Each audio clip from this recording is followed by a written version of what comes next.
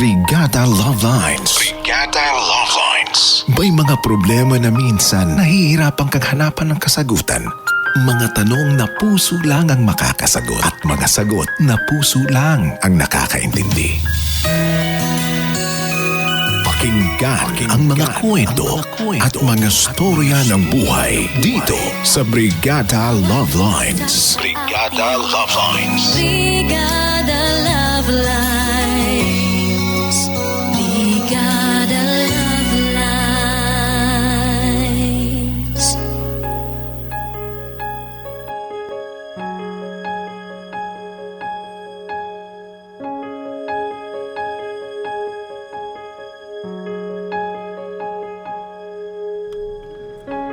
Dear Brigada Love Lines, magandang hapon po sa inyong lahat. Tawagin niyo na lamang po ako sa pangalang John, 28 years old mula sa San Pascual, Batangas. Hindi man po ako avid listener ng programa niyo, ay may mga pagkakataong nai-enjoy ko talaga ang pakikinig sa inyo. Napasulat ako, Brigada Love Lines, para ibahagi ang aking kwentong pag-ibig. Brigada Love Lines, iba ako kung paano magpahalaga sa isang kaibigan. Sa oras na maging kaibigan ko ng isang tao ay totoong-totoo ako sa kanya. Simula pa lang po college ay best friend ko na si Aliyah. Magkaklase kami at kahit pa noong makagraduate na ay kami pa rin dalawa ang palaging magkasama. Maraming nagsasabi sa akin na bakit daw ba hindi ko na lang ligawan si Aliyah. Gayong bagay naman daw kami. Pero parang magkapatid na kasi ang turingan namin, Brigada Love Lines. At hindi ko po nakikitang hihigit pa roon. Bukod pa yung bago pa kami magkakilala ni Aliyah, ay may boyfriend na siya. Matagal na. Kaya ako, iisa lang talaga ang role ko sa buhay niya. Ang maging kaibigan na palaging magsasabi sa kanya sa mga bagay na hindi makakabuti para sa kanya.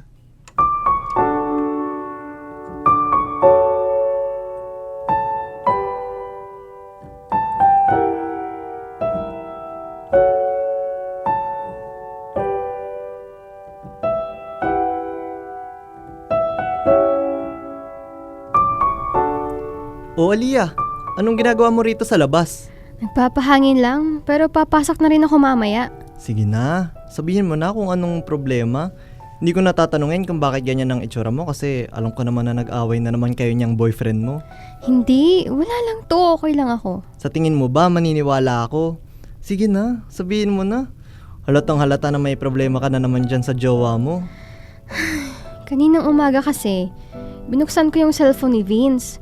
Tapos ayun, nabasa ko na may kasat siyang iba. Yung isa sa mga katrabaho niya, si Joanna. Si Joanna? Eh di ba yan din yung pinag-awayan nyo dati? Oo, kaya nga hindi ko siya maintindihan eh. Alam naman niya na nagseselos ako sa babaeng yun, pero panay pa rin makipag-usap niya doon. At hindi lang basta usap ha, may halong harutan. Teka nga, anong harutan? Paano harutan? Nag-I miss you sila sa isa't isa, tapos may nabasa pa ako nagpaplano silang manood ng sine sa day off nila.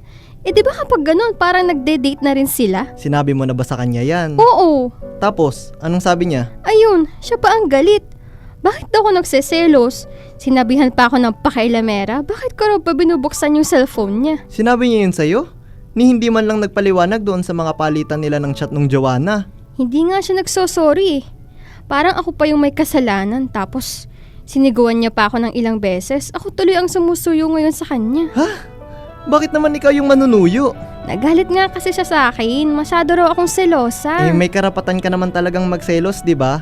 Ano mang klaseng lalaki yang si Vince? At ikaw, Aliyah, bakit ba ganyan ang ginagawa mo sa sarili mo? Mahal ko eh. Anong gusto mong gawin ko? Hayaan ko na lang siya.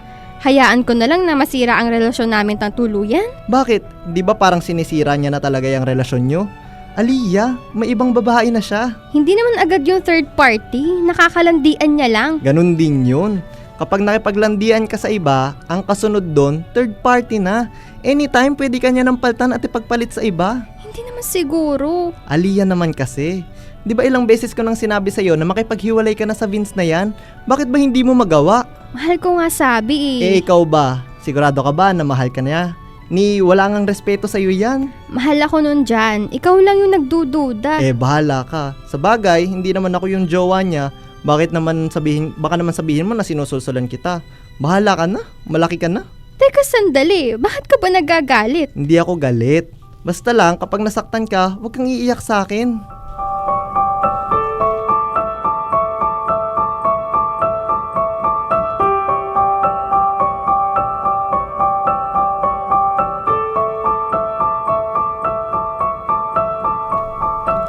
Jan! Jan! Buksan mo tong pinto! Oh, bakit?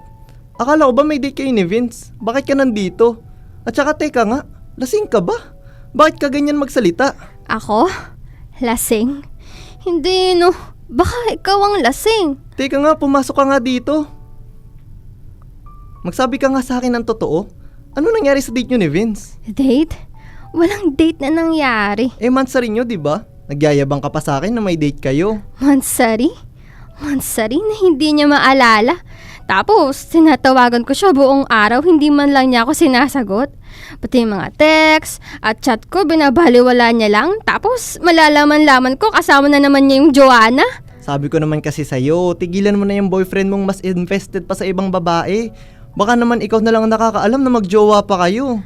John, sabihin mo nga sa akin, hindi ba talaga ako mahal ni Vince? Hindi na. Matagal na, no? At matagal ko na rin yung sinasabi sa'yo. Gumising ka na nga, Aliyah. Kung hindi na niya ako mahal, bakit hindi siya nakikipaghiwalay sa akin? Diyos ko naman, Aliyah. Ano? Hihintayin mo pa bang mangyari yun? Hanggat hindi sa kanya nanggagaling na hindi niya ako mahal, hindi ako makikipaghiwalay sa kanya. Ano ba, Aliyah? Kanino ka pa ba makikinig para naman pahalagahan mo yung sarili mo? Matagal na tayong magkaibigan. Concerned ako sa'yo kaya lagi kitang sinasabihan na itigil mo na yung relasyon mo sa boyfriend mong magaling. Tapos ikaw, wala ka namang ginagawa. Hinahayaan mo lang palagi na sarili mo yung nasasaktan. Hindi mo kasi magagets ang nararamdaman ko. Kasi hindi ka pa naman nagmamahal. Hindi mo pa nararanasang ma-in love at hindi mo pa nararanasang mahalin. Sobrang lungkot na ba ng buhay mo para idamay ako? Anong dinadamay na sinasabi mo dyan? Concerned ako sa'yo, hindi mo ba yun maintindihan? Hindi. Bahala ka. Simula ngayon, huwag ka nang pupunta dito sa bahay para lang sabihin sa akin na malungkot ang buhay ko at hindi po ko pa nararanasang mahalin.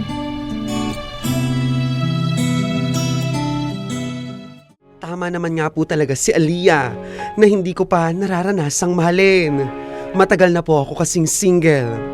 Pero sa kabilang banda ay mali din siya dahil una, hindi malungkot ang buhay ko. Masaya kaya ang maging single? Masaya ang buhay ko. At pangalawa, mali pa rin siya dahil hindi ko pa nga nararanasang magmahal. Matagal na akong may kaisa-isang taong ginugusto at minamahal, Brigada Love Lines. Pero hindi ko po yun maamin sa kanya. Sa madaling salita, matagal ko nang inililihim ang pagmamahal kong iyon para sa iisang babae. Sa isang babae na malapit sa akin. Parang kahit ano pang mangyari, siya lang at siya ang aking mamahalin.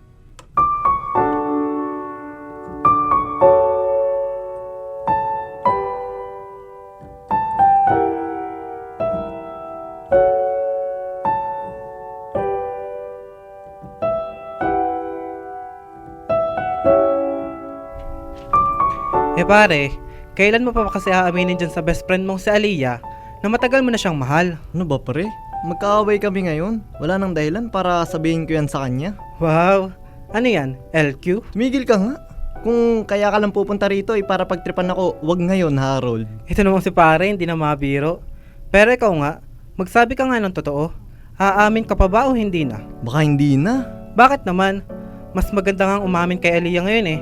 'Di ba sabi mo, nagkakawalaan na sila ng boyfriend niya? Pre, hindi naman ako para mag-take advantage sa kanya.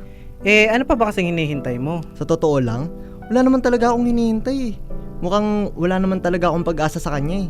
At saka matagal ko nang tinanggap na hanggang magkaibigan lang kami. Kahit pa pare, mas mabuti pa rin na sabihin mo sa kanya. Para ano? Para maging awkward kami at para iwasan niya ako.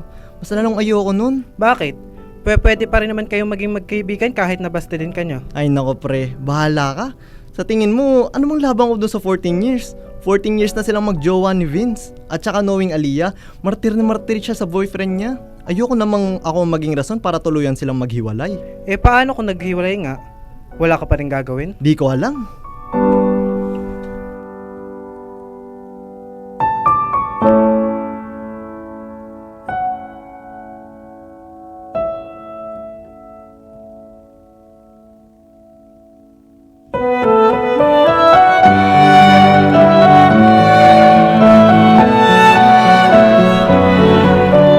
Ano yan? Bakit ang dami mong binibigyan na pagkain? Peace offering. Para saan? Sorry na nga kasi. Sige. Anong sige? Sorry na nga sabi eh. Sorry na sa mga binitawan kong salita. Hindi na mauulit. Ang hindi ko lang naman kasi matanggap, sa lahat, Aliyah, ikaw pa talaga yung nagsabi sa akin nun na malungkot ang buhay ko na hindi ko pa nararanasang mahalin. Kaya nga sorry na. Sige na, apology accepted. Basta wag mo na lang ulit-ulitin yun ha.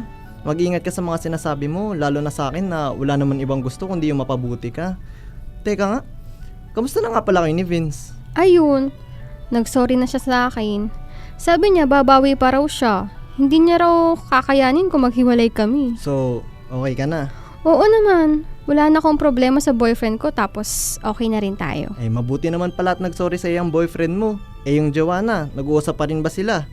Hindi na raw sabi niyo. Naniwala ka naman. Oo naman, kahit ano pang mangyari, hindi basta mawawala ang tiwala ko sa boyfriend ko. Sana lang talaga magtino na siya. Kasi sa sunod na saktan ka niya ulit, ay nako, hindi ko napipigilin yung sarili ko na sugodin siya at ako na mismo ang magsasabi sa kanya na hiwalay na kayo. Ano ka ba? Hindi na yun mangyayari.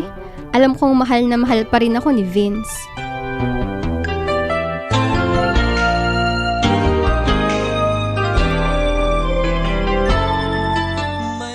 Huwag niyo naman sanang isipin na mahina ako, na wala akong lakas ng loob. Kasi ilang beses na rin naman talaga akong nagbalak na sabihin kay Aliyah na gusto ko siya. Higit pa sa isang kaibigan. Pero palaging hindi umaayon sa akin ng panahon, kaya hinahayaan ko na lamang.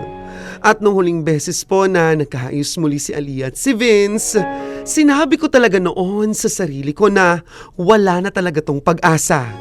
Wala nang oras para sabihin kong mahal ko siya. At wala nang oras para mahalin niya rin ako. Masakit man, Brigada Love Lines, pero sigurong totoong ang magkaibigan ay hanggang magkaibigan na lamang.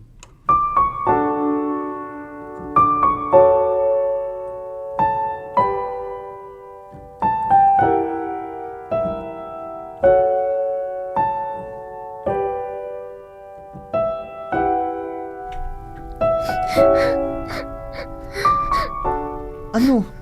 Umiiyak ka na naman? Ikaw nga, Aliyah, magsabi ka nga ng totoo. Sa buong relasyon niyo ni Vince, ilang beses ka nang umiyak dahil sa nasasaktan ka. Hindi ka pa ba talaga napapagod? Ako na yung napapagod sa'yo eh. Tingnan mo naman yung mga mata mo, mugto na naman. Bakit? Ilang araw at gabi ka na bang umiiyak? Okay naman kami eh. Tapos, magugulat na lang ako na gusto na niya makipaghiwalay sa akin. Yan na yung sinasabi ko sa'yo noong nakaraan, di ba? Na ano? Hihintayin mo pa ba na si Vince ang makipaghiwalay sa'yo para lang maamin mo dyan sa sarili mo na hindi ka niya na mahal? Kaya siya lumalandi sa iba kasi may iba na siyang nagugustuhan. Eh paano nga yung 14 years dyan? Ano? Gusto mo pa rin ba pang hawakan na kayo ang tagal nyo na? Tama na, Aliyah.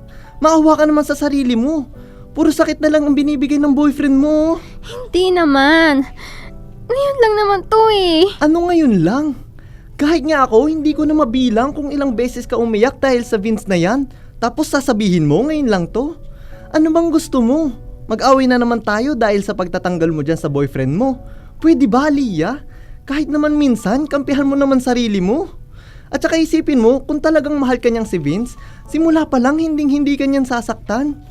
Kasi kung ako nga na best friend mo, hindi kita sinasaktan, edi lalong dapat siya. Kasi boyfriend mo yun. At kung ako yung boyfriend mo, sinasabi ko sa'yo, Aliyah, hindi kita sasaktan. Pero yun kasi yung hirap sa'yo eh. Mas gusto mo yung taong mananakit sa'yo. Hindi mo nakikita yung mga taong nandyan sa tabi mo. Yung totoong concern sa'yo. At yung totoong nagmamahal sa'yo. Teka lang naman dyan. Sandali lang. Ano bang ibig mo sabihin? Ano? Hanggang ngayon ba hindi mo pa rin gets? Hindi mo pa rin ba halata? Sa bagay, sa isang tao ka lang naman kasi nakafocus kasi siya yung mahal mo eh. Siya yung nakikita mong nagpapasaya sa'yo kahit ikaw palagi kang sinasaktan. Ano ba? Ano ba kasing gusto mong sabihin dyan? Aliyah, mahal kita. Mahal na mahal kita. Mahal din naman kita kasi magkaibigan tayo. Hindi ganun, Aliyah. Mahal kita. Higit pa sa isang kaibigan. Matagal ko nang tinatago to. Matagal na. At alam mo, sa totoo lang, wala naman akong balak aminin sa'yo to eh. Kasi ayoko rin naman magmukhang kontrabida sa inyo ni Vince. Kaya sorry ah. Sorry kung mahal kita. Sorry kung hindi ko na mapigilan ang sarili ko na sabihin to sa'yo. Na ang hanap na pangarap kasalanan nga bang umibig? Parusang lungkot ang hatid, lamig ng hangin ang yakap. Tuwing gabi pinipilit mong itago, hindi kayang maglaho ang mga katanungan tulad ng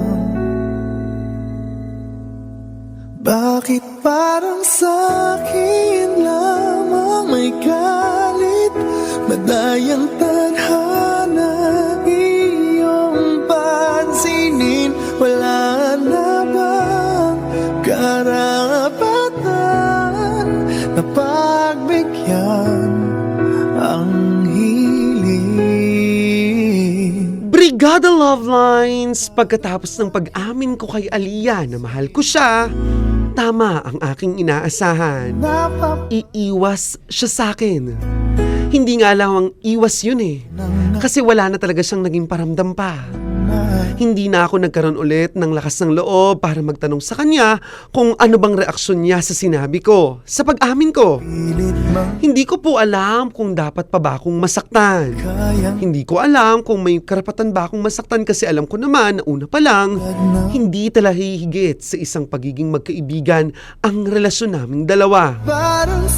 Pero totoo, Brigada Love Lines, nasasaktan ako ngayon dahil nabalitaan kong nagkabalikan na sila ni Vince. Sa totoo lang po, okay naman ako. Kailangan kong maging okay para sa sarili ko. Hanggang dito na lamang, Brigada Love Lines, at maraming salamat. Brigada yours, John.